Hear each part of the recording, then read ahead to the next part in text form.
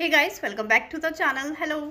तो बात करेंगे कि MEG 8 की। ठीक है, तो MEG 8 का जो गाइडेंस वीडियो की अगर मैं बिल्कुल स्पेसिफिकली बात करूँ तो ये बुक ना बहुत आसान है। मतलब मैं बोलूँ तो मेरा फेवरेट कह सकते हो। इसको कवर करना बहुत आसान है ना। क्यों? क्योंकि टोटल नंबर कोई भी पेपर आसान कब हो जाता है? देखो, दो ही कंडीशन में होता है, या तो उसकी बुक आसान हो जाती है या तो उसके पेपर पूछने का पैटर्न आसान हो जाता है। तो ये ना बिल्कुल ऐसा पेपर है कि टोटल यूनिट कितनी है? 8 नोवेल्स हैं इसमें। टोटल यूनिट 8 है, जिसके अंदर आपको कुछ नोवेल्स मिलेंगे, कुछ नॉन फिक्शनल प्रोज मिल जाएंगे और उसके बाद एक पोइट्री सेशन भी है। पर इतने रायते के बाद भी आप समझेंगे ये पेपर करना बहुत आसान है। बिल्कुल। कैसे? क्योंकि हर एक यूनिट से एक क्वेश्चन आएगा। मतलब कि 8 या 9 क्वेश्चंस आपको मिलने वाले हैं और 8 या 9 क्वेश्चन में से कोई भी 5 क्वेश्चन आपको अटेम्प्ट करने हैं। राइट? कोई भी 5। कोई ऑप्शन नहीं है कि पहला कंपलसरी है, दूसरा कंपलसरी है, तीसरा कंपलसरी है। कोई कंपल्शन नहीं है। लाइन से 8-9 क्वेश्चन लिखे रहेंगे, उसमें से कोई भी 5 क्वेश्चन जो आपको आते हैं, जो आपके फेवरेट हैं, जो आपके जिगरी हैं, ठीक है, वो क्वेश्चन आपको अटेम्प्ट करने हैं। अब मैं बात बता दूं आपको क्या स्किप करना है, क्योंकि क्या टफ है MEG 8 में, क्या टफ है, किसको स्किप करके आप अच्छा स्कोर कर सकते हैं। क्योंकि हार्डवर्क से आप करते रहेंगे, पर पेपर को जीतने के लिए और एक अच्छा स्कोर करने के लिए, अगर आपने नेट के लिए सोचा हुआ, जैसे कि नेट की क्लासेस भी चलती है चैनल पे फ्री ऑफ कोर्स, अगर आपने नेट के लिए सोचा है तो आपका 60% होना इज़ वेरी कंपलसरी, मैंडेटरी समझ लीजिए आप। मैं चाहती हूँ कि मेरे जितने भी स्टूडेंट्स पढ़ते हैं, जितने भी दोस्त मेरे इस चैनल से जुड़े हैं, वो सब नेट क्लियर करें और एक अच्छी सैलरी लें, पढ़ाएं, है ना। एजुकेशन सिस्टम में ऐसे टीचर्स की ज़रूरत है। अब बात करते हैं कि क्या छोड़ना है। देखो, यूनिट नंबर 1 में क्या है, इसमें ना बहुत सारी कनाडा का कल्चर क्या है, उनकी स्टेटस क्या है, उसमें वीमेन की सिचुएशन क्या है, इस तरह से क्वेश्चंस आते हैं। ठीक है, यूनिट नंबर 1 स्किप कर दो। और यूनिट नंबर 7 क्या है? पोइट्री सेशन है। यूनिट नंबर 7 क्या है? पोइट्री सेशन है। 14-15 पोइट्री हैं और यूनिट नंबर 1 में भी बहुत सारे टॉपिक्स गिवन है। और इन दोनों को मिला के ही एक तरफ बाकी का पूरा सिलेबस और एक तरफ unit number 1 and unit number 7, दोनों को छोड़ दो, कोई दिक्कत नहीं है। 8 क्वेश्चन आएंगे, मेरी बात सुन रहे हो? लेकिन छोड़ना तब है, पहले मेरी बात सुन लो पूरी। 2 यूनिट छोड़ेंगे, टोटल 8 यूनिट है, 8 क्वेश्चन आएंगे। 8 क्वेश्चन में से एक क्वेश्चन यूनिट 1 से रिलेटेड होगा, एक क्वेश्चन यूनिट 7 से रिलेटेड होगा। 2 क्वेश्चन हटा दो, 8 में से 2 हटाए तो कितने बच गए? 6 क्वेश्चन बच गए। कितने क्वेश्चन बचे? 6 क्वेश्चन। पेपर में आपको कितनी अटेम्प्टिंग करनी है? 5 क्वेश्चन की। कितनी करनी है? 5 क्वेश्चन की।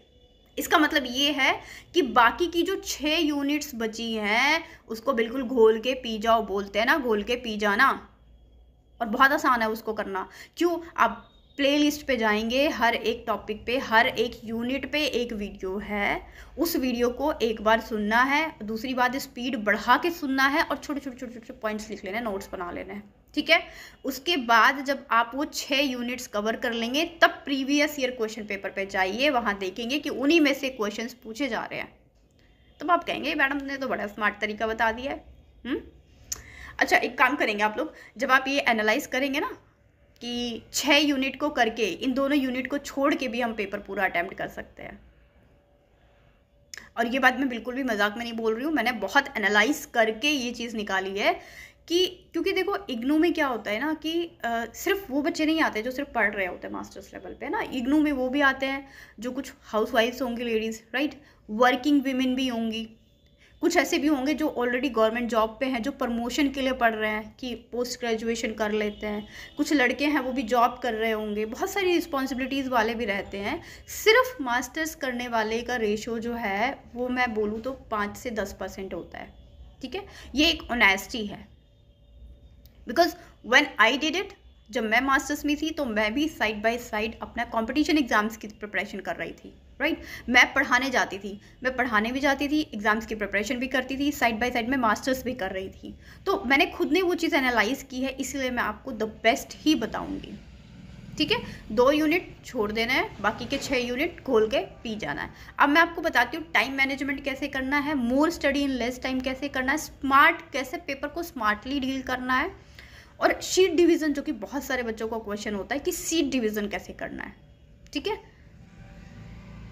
एक इंपॉर्टेंट बात रह गई थी जो आपके यूनिट से बाकी 6 यूनिट्स आपको अच्छे से करना है, उनके नाम बता दूं मैं। एक डांस ऑफ फॉरेस्ट, इससे क्वेश्चन हर बार आता है, क्वेश्चन नंबर 1 पे ही पूछा जाता है। अ ग्रेन ऑफ व्हीट से क्वेश्चन आता है। आइस कैंडी मैन से क्वेश्चन आता है, ऐसा हो ही नहीं सकता कि ना आए। हाउस फॉर मिस्टर विश्वास से क्वेश्चन आता है और बहुत आसान सा क्वेश्चन आता है जिसमें ज़्यादातर विमेन की कंडीशन को इस तरह की चीज़ें पूछ ली जाती है। उसके बाद the solid mandala, Patrick white brothers से रिलेटेड क्वेश्चन आता है। And stone angel, in stone angel का क्वेश्चन जो है वो सबसे लास्ट में आता है।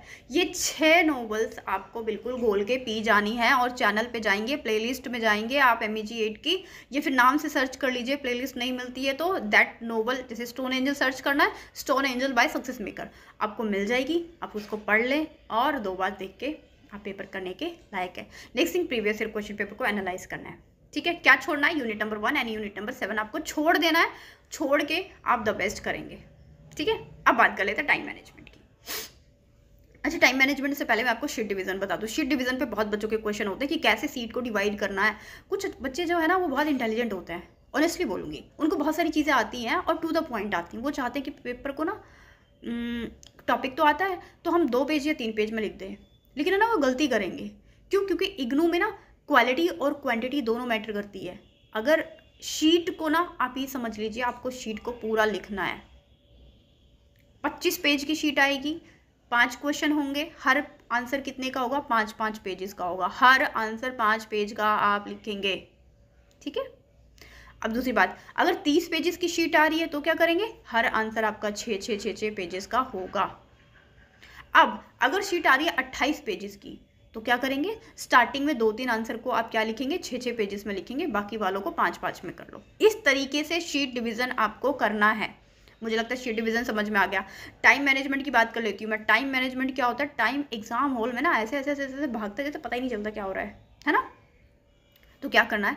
क्वेश्चन नंबर 1 में हो सकता है आपको 40 मिनट लग जाए, हो सकता है आपको 45 मिनट लग जाए, लेकिन पैनिक नहीं होना है। क्वेश्चन नंबर 1 हमेशा ज़्यादा टाइम ले लेता है थोड़ा सा।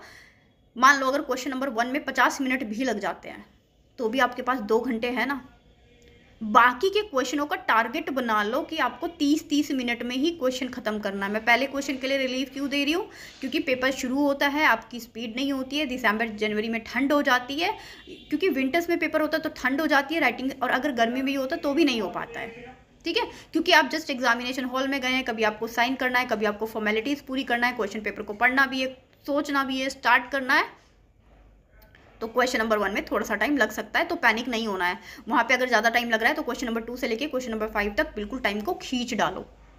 और ये मैं बिल्कुल लाइव एग्जांपल बता रही हूँ, क्योंकि जब मैं पेपर देती थी तो मेरे साथ ये सब चीज़ें होती थी और इनसे बच्चों को बहुत हेल्प मिलता है। पेपर करके आएंगे तो आप भी कहेंगे हाँ हाँ हम जो बताया था वो बहुत अच्छा रहा, ठीक है। टाइम मैनेजमेंट हो गया। शीट डिवीजन की बात मैंने आपके साथ कर ली है। स्मार्ट स्टडी कैसे करनी है? 2 यूनिट को छोड़ देना, unit number 1 and unit number 7। ये होती है स्मार्ट स्टडी, इनको छोड़ के बाकी को गोल के पी जाओ, ठीक है। मोर स्कोर कैसे करना है? एक सबसे इंपॉर्टेंट बात कि ज़्यादा कैसे स्कोर करें। देखो, नोबल का क्वेश्चन आएगा, सबसे पहले इंट्रोडक्शन लिखना है। सबसे पहले पैराग्राफ में छोटा सा पैराग्राफ लिखना, 3-4 लाइनों का। उसमें क्या लिखेंगे? नोवेल का नाम लिख दो, राइटर का नाम लिख दो, ठीक है। और उसके